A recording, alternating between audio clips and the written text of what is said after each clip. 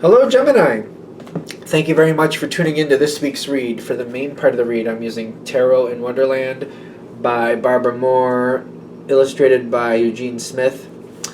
On the bottom is the website, llewellyn.com. Feel free to freeze frame and check that out if you would like to, of course. Supportive Oracle cards, Magical Spell Cards by Lucy Cavendish, illustrated by Jesse Reish. The website at the bottom is hayhouse.com. You'll notice this is a 2002 publication or print or whatever you want to call it. But like I've said to on a couple other videos, I never remember by the time I'm done with these videos to go check and see if that is a valid website. So if you're up for an adventure, maybe just see if it is still valid. Does it still work? I don't know. I won't remember. I think people have told me that information doesn't stay in my brain, apparently. I thought it was active. I don't know. Let's do Gemini's reading. Let's do your reading and go from there. Let's do that. Okay. Ooh. That's a saucy ending.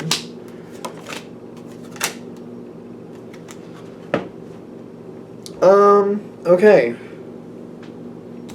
You got a lot of ideas. I feel like the natural response to that is tell me something I don't know.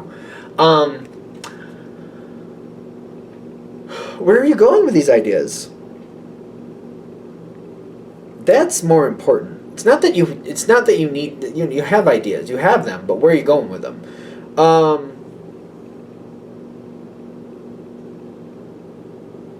Has somebody taken one of your ideas?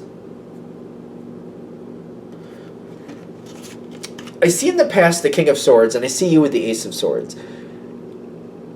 You either empowered somebody to do something, or you gave them information, and they took that information and ran with it. Whoever this, I don't think this is a bad thing right now. I don't know if it's going to be bad, just to be fair, but I don't think it doesn't feel bad to me. I don't think it's upsetting you, because I'm not getting I don't feel that disruption there. But I do see that whoever you gave this information, either you empowered them, inspired them, gave them information, something like that. You said something that had positive impact. They are all about you.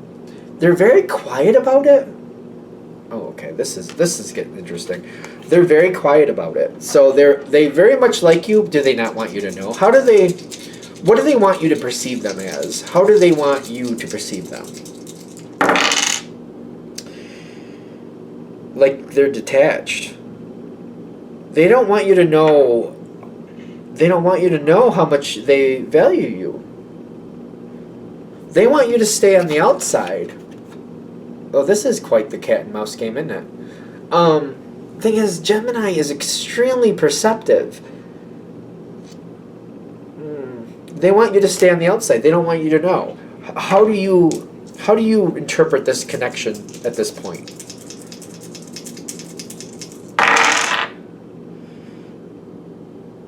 Kind of like a frenemy. Kind of you do feel it's good and bad at the same time. It's kind of I wouldn't say it was a great connection. I wouldn't say it was a bad connection. It can be very profitable. It can also be very detrimental. I don't know where to go with it, but I can see where it could go anywhere. It could go anywhere, but it's either going to be really good or really bad. I don't feel like there's a middle ground. It's it's either going to be yes, awesome, or oh, it sucks. I also feel like you're on the reality train. Okay. This is not somebody to really trust, because they don't value you as a person.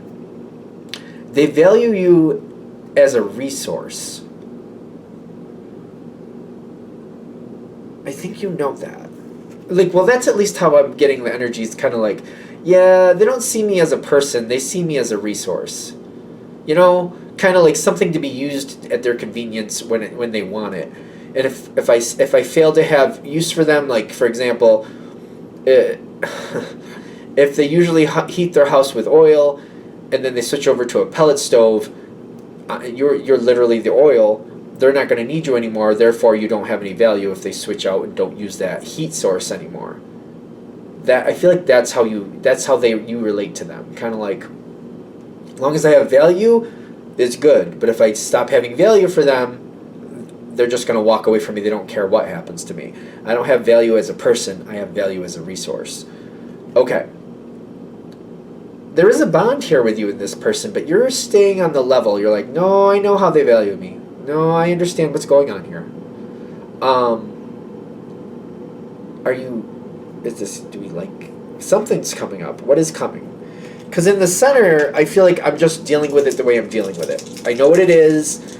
I'm working with it. There's certain things here that are just, they are what they are. I also feel like you're not looking to have this person value you more. I don't want to convince them that I'm worth more as a person, because I feel like I don't trust that.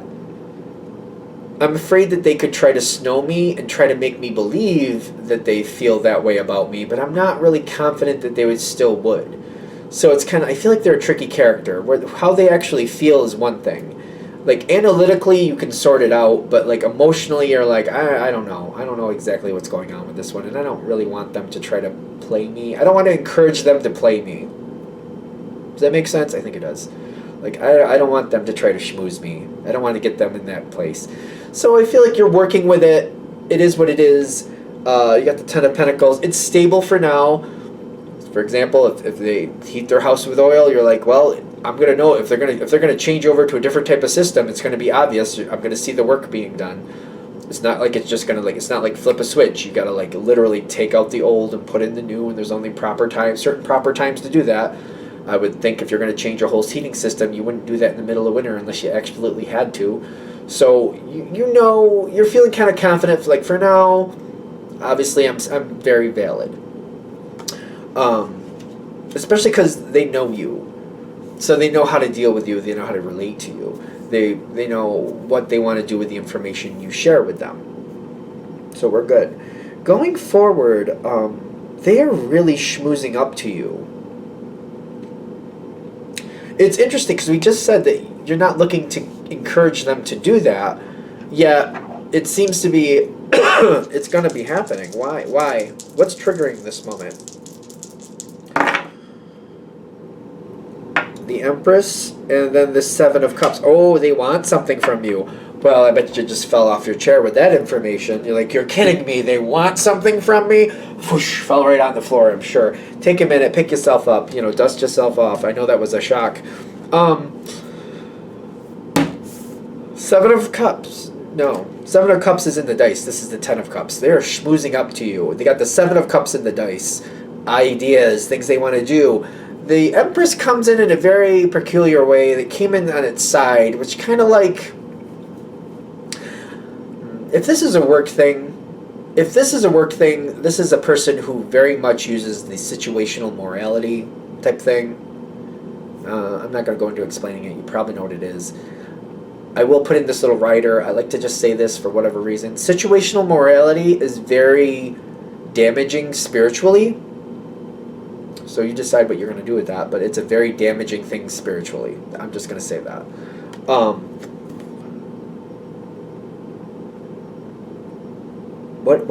There's something, okay, what's behind door number 1?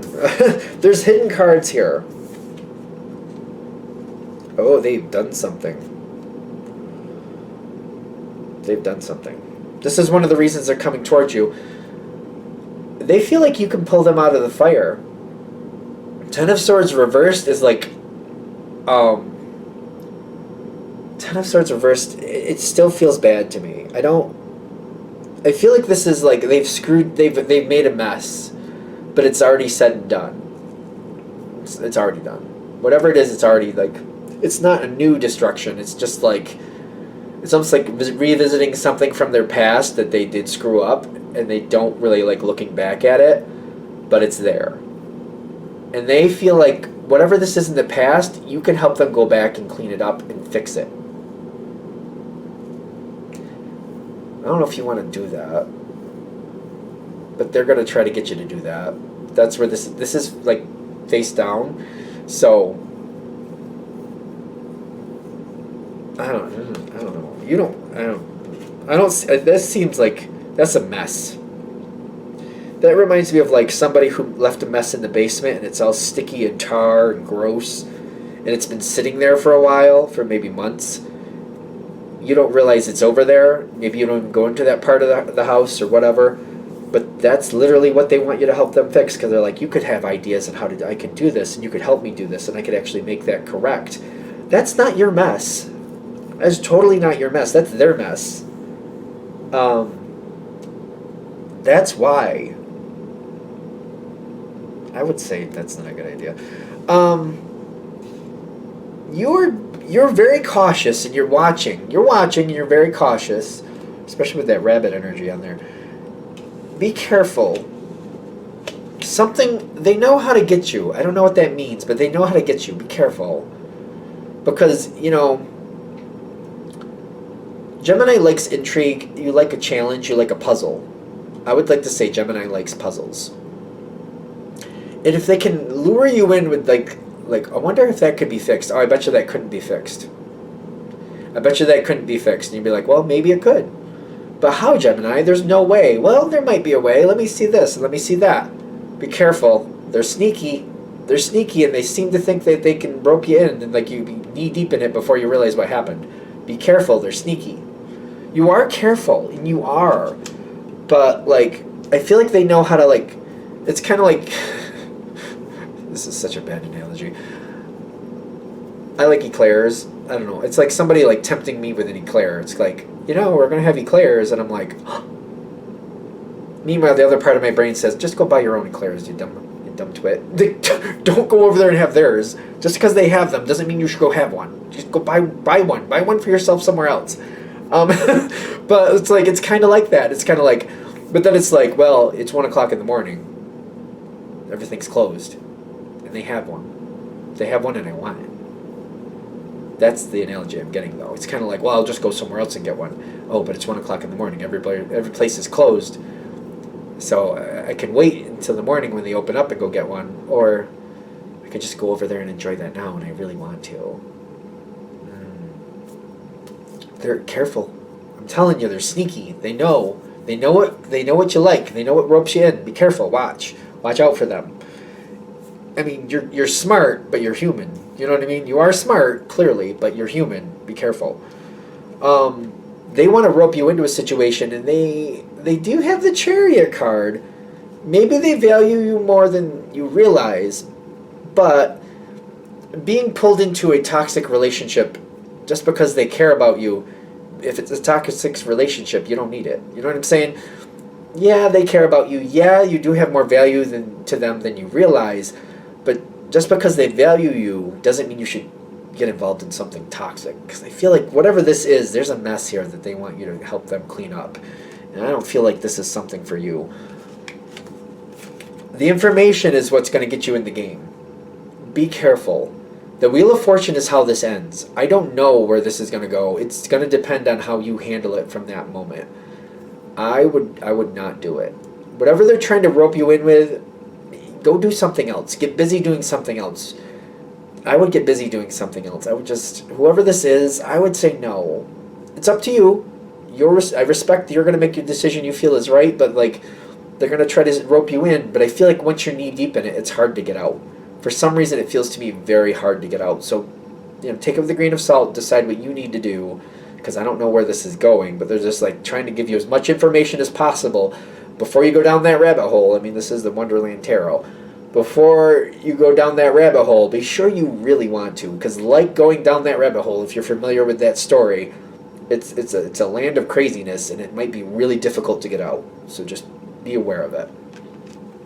All right, I'm going to shut this down here. Hope that helps. Thank you for watching. If you'd like a direct reading from me, shoot me an email, jamesforastral@gmail.com. That's James the number 4, astral@gmail.com. If you're interested in the donation information, that's below. Same email. Thank you again for watching, and have a great day.